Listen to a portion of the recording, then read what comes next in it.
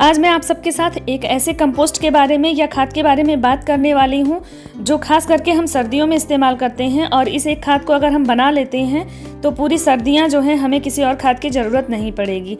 तो मैं बात कर रही हूँ यहाँ सरसों खली की, जो सरसों के बीज से बनती है। सरसों के बीज से जब तेल निकाल लिया जाता है तो ये जो है बेकार सामान बचता है, जिसको वेस्ट मटेरियल कहते हैं सरसों का। और ये हमारे पौधों, सब्जियों और फलों के लिए बहुत ज़्यादा लाभदायक है, और ख़ास करके सर्दियों में। वैसे तो ये 12 महीने हम इस्तेमाल कर सकते हैं, बट इसकी तासीर थोड़ी सी गर्म होती है। ये पौधों में गर्माहट लाता है और मिट्टी को भी गर्म रखता है।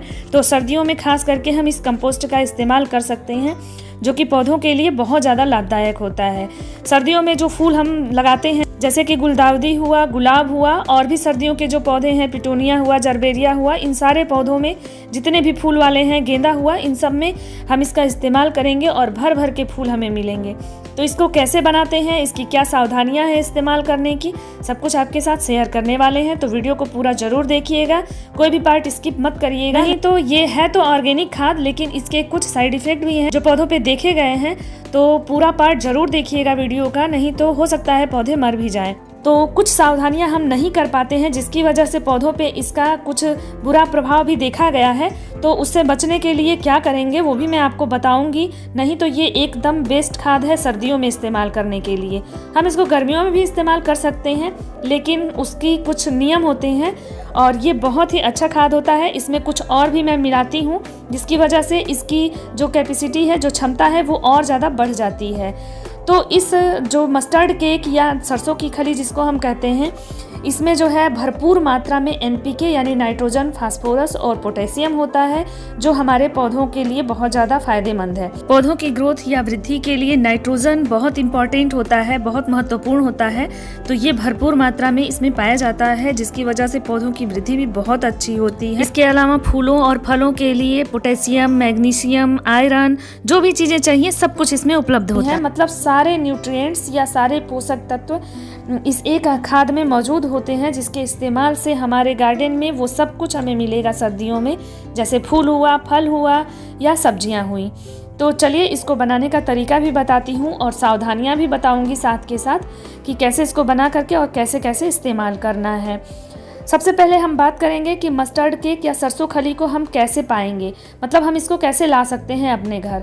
तो इसको पाने का सबसे आसान तरीका है, या तो आप अमेज़ोन से मंगवा लीजिए, ये पाउडर फॉर्म में भी मिलता है, और या फिर इसको आप किसी भी वेबसाइट से ऑनलाइन मंगा सकते हैं। और नहीं तो इसके अलावा आप अपने आसपास के लोगों से, जो गांव से जुड़े हों, वहां से मंगा सकते हैं, या पशुओं के दाने वगैरह जहां से मिलते हैं आप उस दुकान से भी इसको खरीद सकते हैं, बहुत कम रेट में मिल जाता है। तो ये तो हो गया हम इसको कैसे मंगा सकते हैं। इसके अलावा हमारे यहाँ दूध वाले आते हैं अगर, या सब्जी वाले आते हैं हमारे यहाँ, तो उनको भी हम कुछ पैसे दे करके इसको गाँव साइड से मंगा सकते हैं कम पैसे में। तो चलिए इसको बताते हैं कि कैसे बनाते हैं। तो मैंने यहाँ लगभग 100 ग्राम मस्टर्ड केक या सरसों खली लिया है। आप अपने पौधों की ज़रूरत के हिसाब से कितने पौधे हैं उस हिसाब से आप लीजिएगा। तो मुझे अभी फूलों वाले पौधों में इस्तेमाल करना है इनको, क्योंकि कुछ की कटिंग मैंने कर रखी है, मतलब प्रूनिंग और पिंचिंग कर रखी है, तो उनमें मुझे अभी देना है। इसलिए मैंने इसको अभी 100 ग्राम लिया है, और इससे ही हम बनाने वाले हैं खाद। और इसमें एक चीज़ और ऐड करते हैं, जिसकी वजह से इसकी क्षमता और बढ़ जाती है। तो चलिए बताते हैं आगे क्या करना है। तो ये 100 ग्राम मस्टर्ड केक या सरसों खली जो है, इसमें हम लगभग 2 लीटर या 1.5 लीटर के लगभग पानी डालेंगे, और इसको भिगो करके हम छोड़ने वाले हैं। तो पहले पानी डाल देते हैं इसमें। तो 100 ग्राम सरसों खली के लिए 1 से 2 लीटर पानी ले सकते हैं। मैंने लगभग 1.5 लीटर पानी डाल दिया है इसको, और इसको भीगने के लिए छोड़ दिया है। तो इसको हमको भिगो करके रखना है ताकि ये फर्मेंट हो जाए, यानी कि इसमें कुछ बैक्टीरिया जो कि पौधों के लिए लाभदायक हैं, और ऑक्सीजन की मदद से इसमें कुछ प्रतिक्रिया होगी, और जिससे ये और ज़्यादा पोषक बनेगा पौधों के लिए। और इसको हमें कम से कम 3 दिन या ज़्यादा से ज़्यादा 7 दिन के लिए इसी तरह से भिगो करके रखना है। तो इसको ढक करके रख दीजिए, और किसी ऐसी जगह पे रखिए जहाँ लोगों का उठना बैठना कम होता हो या ना होता हो, क्योंकि इसमें से एक हल्की सी जो स्मेल भी रिलीज होती है, मतलब एक दुर्गंध भी निकलती है, जो सबको पसंद नहीं आती है, लेकिन पौधों के लिए बहुत ज़्यादा लाभदायक है। तो इसको ढक करके रख दीजिए, और हर रोज़ कम से कम 1 या 2 बार इसको हमें चलाते रहना है ताकि ऑक्सीजन का जो रिएक्शन है, प्रतिक्रिया है, वो अच्छे से इसमें होती रहे। इसके अलावा इसमें हम ऐड कर रहे हैं चाय पत्ती। तो यहाँ पे मैंने लगभग 2 चम्मच चाय पत्ती लिया है। अगर आपने यूज की हुई चाय पत्ती का खाद बनाया है तो आप उसको भी डाल दीजिए। मेरे पास इस समय ख़त्म हो गया था तो मैं ऐसे डायरेक्ट ही चाय पत्ती डाल रही हूँ, और इसको आप साथ में ही डाल सकते हैं। मैं फर्स्ट डे भूल गई थी तो इसको मैं सेकेंड डे डाल रही हूँ, मतलब दूसरे दिन इसको भी डाल रही हूँ। तो अभी इसको 4 से 5 दिन में रखने वाली हूँ। तो इस टाइम में चाय पत्ती इसमें डाल देने से वो भी इसमें अच्छे से प्रतिक्रिया कर लेगा। और इसके बाद इसको हमको इस तरह से घुमा देना है किसी लकड़ी या किसी डंडे की मदद से। तो कोशिश करिए कि दिन में 1 या 2 बार तो इसको ज़रूर इस तरह से मिक्स कर दीजिए। इससे क्या होगा कि बैक्टीरिया और ऑक्सीजन की जो प्रतिक्रिया है वो काफ़ी तेज़ होगी और बढ़ जाएगी। तो फिर उसको ढक करके रख दीजिए। तो लगभग 3 से 7 दिन तक यही काम हमें करना है इस कंपोस्ट के साथ। तो मैंने लगभग 5 दिन तक इसको इसी तरह से रखा और रोज ये काम किया कि मतलब इसको अच्छे से हिलाते हुए मिक्स कर देना है दिन में 1 या 2 बार। और इस मिक्सचर को हमें धूप में नहीं रखना है एकदम से खुले में। इसको हम ऐसी जगह पे रखेंगे जहाँ पर छन करके धूप आती हो, गर्माहट आती हो धूप की, लेकिन डायरेक्ट धूप न मिले। तो इसके बाद अब इसको इस्तेमाल करना है। कैसे इस्तेमाल करना है, बहुत ही सावधानी का काम होता है और इसको ध्यान दीजिएगा, क्योंकि हमें इसको ऐसे ही नहीं करना है। ये 5 दिन के बाद का रिजल्ट मैं आपको दिखा रही हूँ, कितना गाढ़ा हो चुका है।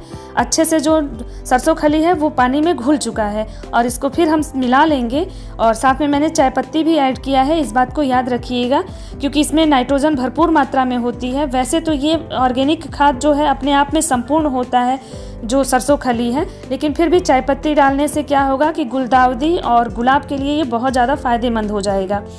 तो हम क्या करेंगे कि अब इसको डाइल्यूट करेंगे, यानी इस जो सॉल्यूशन तैयार हुआ है इसको हम पतला करेंगे पानी मिला करके। इसको ऐसे ही इस्तेमाल बिल्कुल नहीं करना है, इस बात का एकदम ध्यान दीजिएगा आप लोग, क्योंकि ये बहुत ही गर्म होता है और पौधों को नुकसान पहुंचा सकता है, पौधों को जला सकता है। तो इसलिए इस बात का बिल्कुल ध्यान रखिएगा। तो ये जो डिब्बा है इसमें लगभग 10 लीटर पानी आता है। तो इसमें मैंने 1.5 लीटर सॉल्यूशन डाल दिया है जो कंपोस्ट मैंने बनाया है, और इसके बाद अब इसको मैं पूरा भर दूंगी। मतलब हम मान सकते हैं कि 100 ग्राम हमारा सरसों खली है तो उसमें 9 से 10 लीटर पानी मैं लगभग मिला रही हूँ। इतना रेशियो रखेंगे, इतना इसको डाइल्यूट करेंगे। इससे ज़्यादा भी हम कर सकते हैं, इसको 12 लीटर भी कर सकते हैं, क्योंकि ये ज़्यादा गाढ़ा होगा तो पौधों को नुकसान पहुँचा सकता है। तो पानी मिला करके एक पतला सॉल्यूशन हमें तैयार कर लेना है। और अब चलिए इसको बताते हैं कि पौधों में कैसे इस्तेमाल करना है। तो इस सॉल्यूशन को 12 इंच के गमले में अगर हमें डालना है तो 1 लीटर के हिसाब से डाल दीजिए, या अगर अंदाज से आप डालना चाहते हैं तो ऊपर की पूरी मिट्टी गीली हो जाए इतना डालें। इतना मात्रा न डाल दें कि गमले से पानी बाहर आने लगे, कंपोस्ट बहने लगे, इस बात का ध्यान रखें। अब इसको हमें कब कब देना है ये भी जान लें। तो इसको हमें सप्ताह में 1 बार देना है। कोई एक दिन चुन लीजिए और उस दिन इस सॉल्यूशन को यूज़ करिए, और 1 महीने तक लगातार इसको 1 सप्ताह के अंतर पे हमें देना है, और उसके बाद 15-15 दिन पे फिर हम इसको दे सकते हैं। तो पूरी सर्दियों में हमारे पौधों में ढेर सारे फूल आएंगे, सब्जियों में ढेर सारी सब्जी आएगी और फलों में ढेर सारे फल आएंगे। इस बात की तो गारंटी है अगर आप इसको इस तरह से यूज करते हैं। तो यह एक बहुत पोषक खाद है जिसमें बहुत ढेर मात्रा में नाइट्रोजन होता है, जो कि पौधों की ग्रोथ के लिए, वृद्धि के लिए बहुत ज़्यादा जरूरी होता है। आप खुद रिजल्ट देखेंगे 1 महीने बाद। वैसे तो 10 दिन के बाद ही फूलों में कलियां आने लगेंगी तो रिजल्ट आपको दिख जाएगा।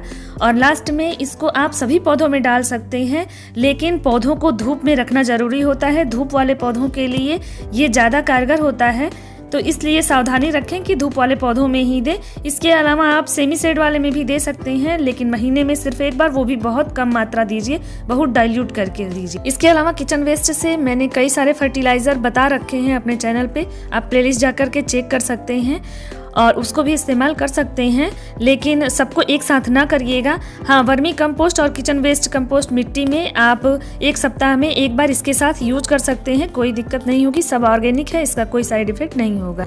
अगर अभी भी कोई डाउट रह गया हो तो कमेंट करिए, और वीडियो अच्छा लगा हो, इन्फॉर्मेशन अच्छी लगी हो तो वीडियो को लाइक कर दीजिए, और चैनल पे नए हैं तो चैनल को सब्सक्राइब कर दीजिए। एक नए इन्फॉर्मेटिव वीडियो के साथ फिर मिलूंगी, तब तक के लिए थैंक यू, बाय बाय।